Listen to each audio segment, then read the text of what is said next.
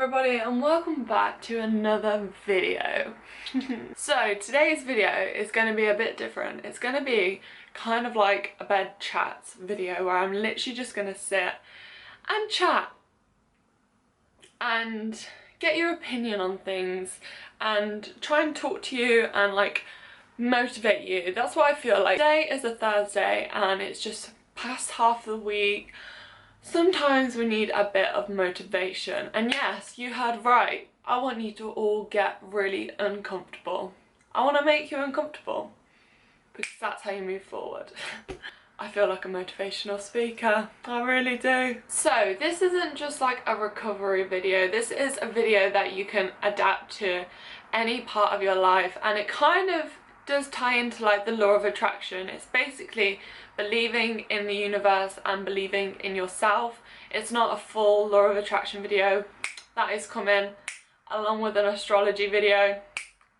I'm gonna stop clicking. They are coming, but they're just not, I haven't got all the resources together yet. We have so many obstacles in our life. We have so many things that push us back and things that make us believe that we're not on the right path. And what I'm saying to you today is that the only way we can overcome anything in our life is by getting ourselves uncomfortable, because in the state of discomfort is where you grow and where you evolve. If you think about it, the only way you've got to where you are today is by going through so many challenges and so much discomfort and overcoming that and growing your comfort zone. You're not retreating back into it, you're not shrinking it anymore, you're not stepping out of it, you're growing it. You want to push your comfort zone, like literally push it, making it bigger than it is already. Loads of us want change in our lives. We want to change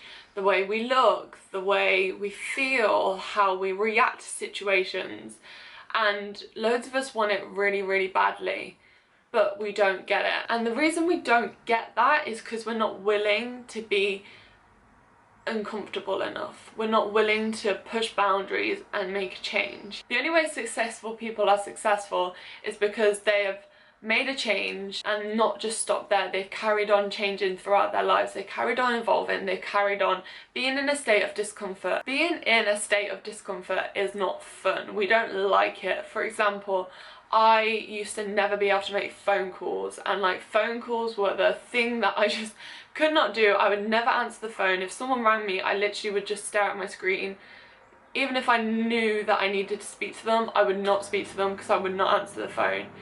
The only way I managed to overcome that was by going into a workplace and being forced to make phone calls. Like, I didn't have a choice, it was my job. And through all the agony, because it was agony, like this state of discomfort, this state of, oh my god, I can't believe I've done it.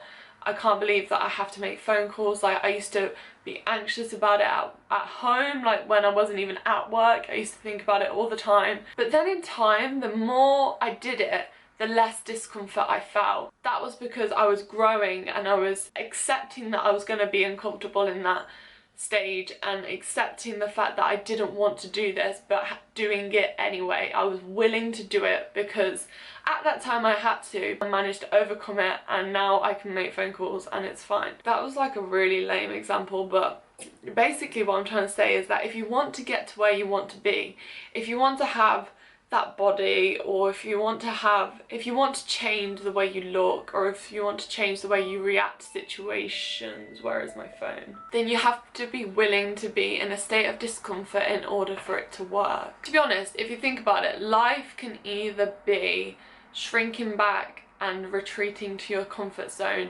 or it can be about evolving and growing and pushing boundaries and overcoming obstacles and really getting the life that you want to live. Even if you think about like childbirth and actual birth, if we're trying to birth a new version of us, it's gonna be messy, it's gonna be painful, it's gonna be agonizing, but it's also such a miracle and amazing experience to be able to give birth. Not that I've ever given birth, but it is a miracle to be able to literally birth a child from you.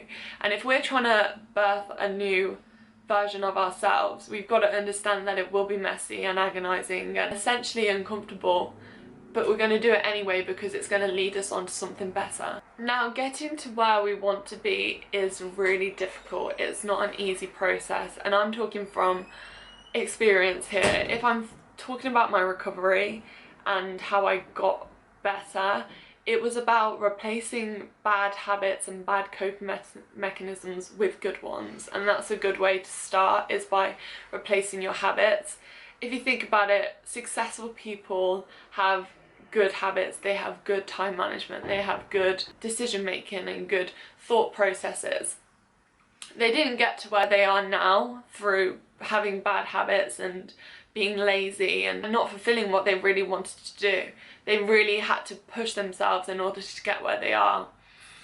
Now, it takes like 3 weeks, I think, for a habit to be made. So if you did something every day for 3 weeks, then you'll create a habit and it'll be a lot easier from then onwards. So say if you did want to change the way you look, you know, get fitter, if you manage to do some exercise or eat healthy every day for 3 weeks, then you have created a habit.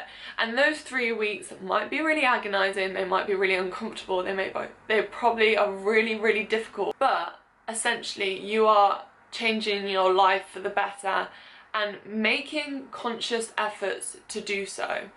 It's all about being conscious, it's all about believing in yourself and being aware of the person you are. If you want to finish your dissertation, you have to believe in yourself and make the conscious effort to do so. One of the best things that I've learned in the past, I don't know, last 6 months maybe, is that if you envision yourself at the end of your goal, then you're going to get there quicker. So say if you are doing your dissertation now, or you're doing exams, imagine yourself when you finish them, or when you open that piece of paper with all of your exam results on, and if you keep imagining that every single time, it will motivate you to actually produce that and manifest that into your life. It's all about believing in yourself and believing in the world around you. I call it the universe because that's just me. I say that I believe in the universe. I believe that everything that I want is already around me. I just have to believe in things and either wait for it to come or go and get it. Good things come to people who go and get them, not who wait. But honestly, manifestation is something that I'd like to make a video on because it has really changed my life. It's increased my motivation levels so much and just increased my self-worth, because like I've actually set myself goals which are goals that I'd never think that I'd achieve, but now I'm like, you know what, of course I can do that. Like, I can do that. I've envisioned myself doing that and being that person, so why not? What's holding me back? And it's really actually started to change my life, and I believe in myself more and I believe in the world around me more. It's just about replacing those bad thought processes and bad habits with good ones. It sounds really like stupid, but if you actually think about it, not many people do it, and many people are just stuck in this rut of being like, this is my life and this is how I am and this is the person I will always be, when in fact you have the ability to change yourself at any point and you have the ability to grow yourself at any point. Another massive thing that I found is that I surround myself with people who inspire me and surround myself with people who I want to be like, who give off good vibes, who give off good energy, and not people that just bring you down. Olivia told me that people are either, what is it? Something or drains. Oh my god, I can't even remember it. I can't remember what she said, but she said that people are either a good thing or a drain, and they either drain you or they lift you up. Swings or drains, something like that. They either lift you up or they drain you, and you don't want to be around people who just constantly drain you and constantly suck all the bad energy out of you.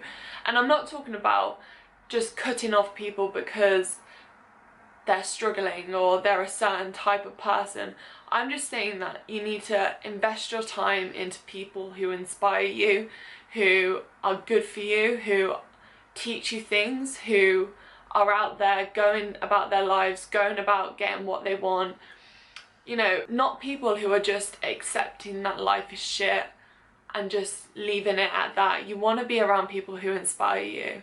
And honestly, that's so important. And you become your environment, and if your environment is toxic and draining, then that's really what you're going to become too. And it's as simple as that. It's like when they say that you have to have a tidy working space in order to work properly, because if you have a messy working space, then your whole thought process is going to be messy, because it's your environment impacting your mental ability. So cleaning up your surroundings, cleaning up the people you surround yourself with is so important in getting to where you want to be. Learning to motivate yourself is also so important.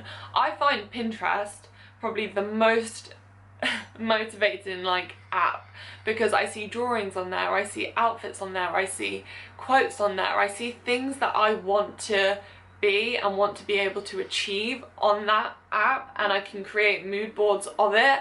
And that's one way that really motivates me, along with music. If you listen to uplifting music, then your mood will lift too.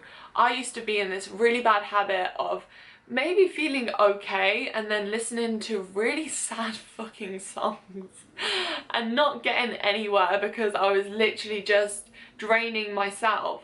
So if you can learn to motivate yourself, it's such an important skill to have in order to live your life the way you want to. Along with that, knowing the goals that you actually want to achieve is so important, and not just having them in your head, actually writing them down and thinking, you know what, I'm gonna finish my dissertation. And writing them in the present tense is also another way to manifest what you want in your goals, if that makes sense. So for example, if we're talking about dissertation, if you write down, I have finished my dissertation and I have got X amount of marks, if you write that down and you read it every day and night, you are gonna manifest it to become true. You're gonna read it so much that your mind believes it and can achieve it at that point.